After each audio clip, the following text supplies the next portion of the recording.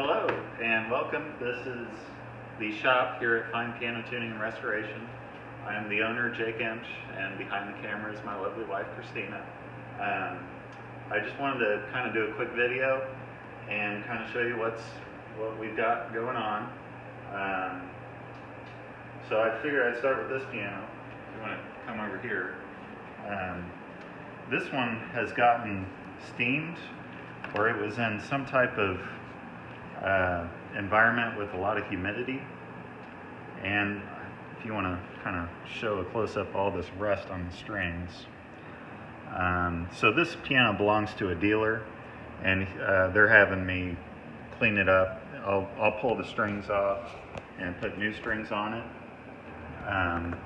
as well as new tuning pins. So these are really rusted out, and I'll put new these wooden pieces of wood here are called plate bushings. I'll replace those as well. But also I want to show you something else that happens when a piano gets is in a high humidity environment for a long period of time. This is what's called the action out of the piano. So these are the keys, these are the hammers. But when a piano's sees a lot of humidity, these cloth bushings that are glued into the key, I don't know if you can see that, they swell up, and they'll actually, you can see some of the keys are just kind of stuck down like that. Well, actually I've got a few keys over here I can show you. So this red cloth here is called the key bushing, and with a lot of humidity, those bushings will actually swell up, and they'll grab onto this pin here.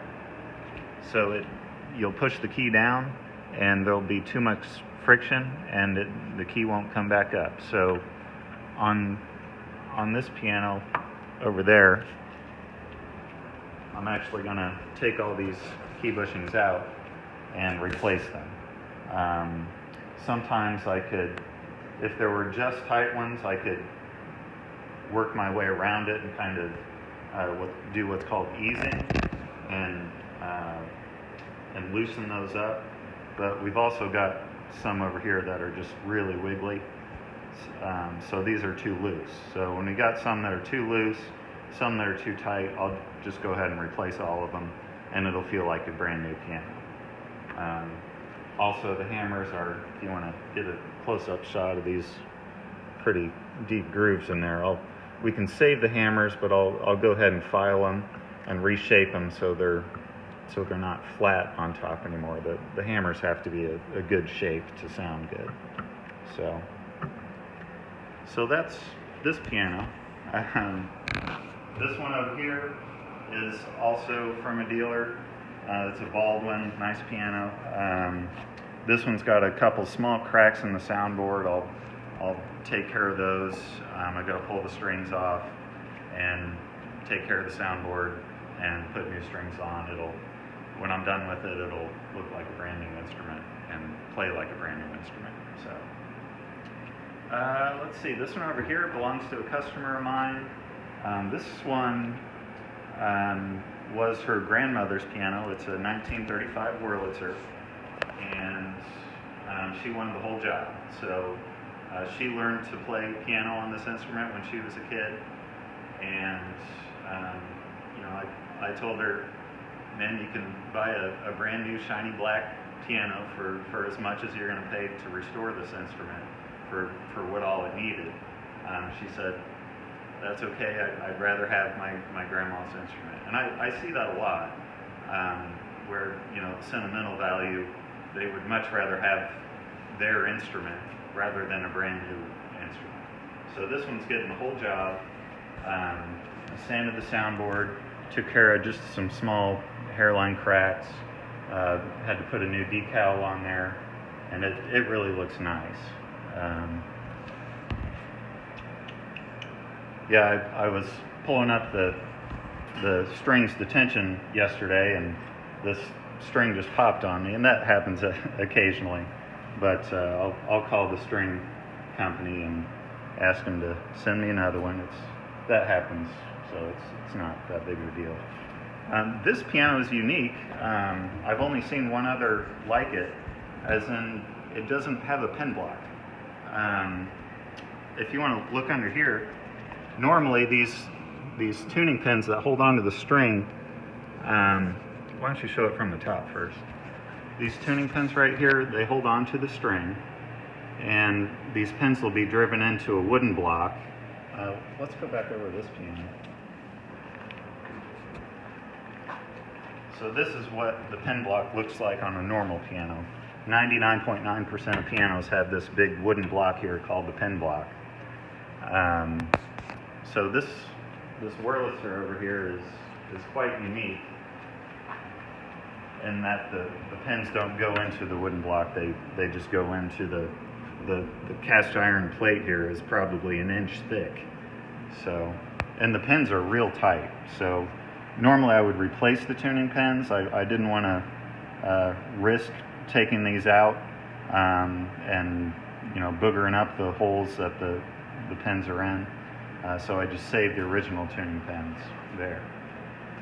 Let's see, what else is this one getting? This one's, let's go back over here. So this one, I put new white keytops on. Another thing I see a lot of is, this piano originally had ivory keytops, and half of them were missing and a lot of them were chipped. And she asked me to save a few of them, so I saved some of the best ones. But these are the original ivories. But yeah, so new white keytops. The black ones are wooden. The black keytops here are wood, so I'll clean those up and re-lacquer those. And this is the action out of those. You can see how flat those hammers are, and even the felt is missing on some of the very high notes up here. So all these hammers, the shanks, the flanges are going to get replaced with brand new felts and wood here. And when I'm done, it's going to play and sound like a brand new instrument. So, and next, I guess, would be this instrument. This one's just kind of a work in progress. It's a Weber from 1917. And actually, I got this from a church. The church was moving, and they had two pianos, an upright, a Yamaha P22, which is a nicer studio-size instrument, and this one. So what I did, I bought the upright from them, and the piano had significant moving damage, and it's actually on my website. You can take a look at it, but the whole arm on the left side was just broken out, so I filled it and finished over it. But they also had this instrument, and this is a New York-made, American hand-built instrument right up the road from Steinway, and this has an Adirondack spruce soundboard. Even before I took the strings off, the piano had a tremendous sound. So, this piano is going to be a nice performance instrument, practice instrument for somebody that's going to last 100 more years. So you can see here, this one I also got new keytops on it. I'm going through the process of leveling the keys. So I put these lead weights on the back, and that allows me to lift the key up easily. And there are, I don't know if you can see under here, there are these punchings that different size paper punchings that I can put under there to allow me to make sure the keys are nice and level, so one isn't like sticking up or another one isn't sticking down too far. But this one I shimmed the soundboard as well. It had just a couple small cracks, which are indicative of its age. And when you see cracks in the soundboard, it's not always, it doesn't mean the piano's dead. It actually could mean that most of the time it means that the piano was built with quality woods, and like on a laminated soundboard, which means it's basically, well, it's not basically, but it's sort of like plywood, where it has different levels of wood glued at different angles on top of each other. Those are engineered to never crack, but the tone that comes out of those are lesser than the high quality soundboards.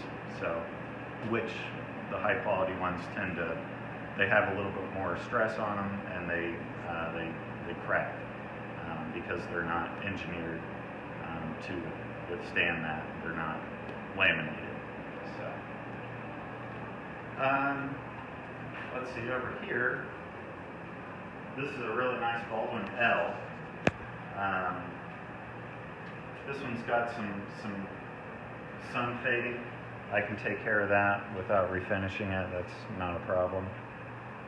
This one, it's got, again, just some hairline cracks in the soundboard, but overall, the sound of the instrument, it's just got that huge bass, and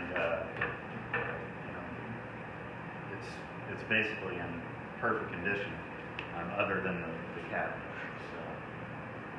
And I do see occasionally, I have clients that are moving, and they call me up and say, Jake, I don't know what to do with my piano. So I'll pay them for it, pay for the move.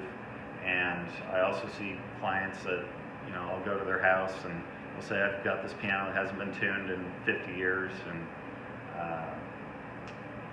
can you come and look at it? And I'll go there and I'll stick my tuning wrench on it, and the tuning wrench will just go, which means the piano just can't be tuned. So, unless they want to spend thousands and thousands of dollars restoring that instrument, which some people do, like, again, I was saying with the sentimental value, a lot of times it just makes sense to replace it with a newer instrument, which I don't try to, I guess I sell pianos by accident. I'm not trying to be a showroom. But being in the piano service business, I do see a few people that, little Johnny is looking, or, is learning to play piano, and I really wouldn't recommend that you learn piano on an older instrument that doesn't work well, because the kid's just not going to have as much fun with it. Piano's not going to sound as good. I'm a tennis player. It's kind of like learning to play tennis with a 30-year-old wooden racket with a broken string on it. Anyway, I'm glad to show you what all's going on around the shop. And like I said, just got a few things in, and getting a few more things in pretty soon. So got to flip these around pretty quickly. And yeah, just wanted to show you what all's going on. Thanks.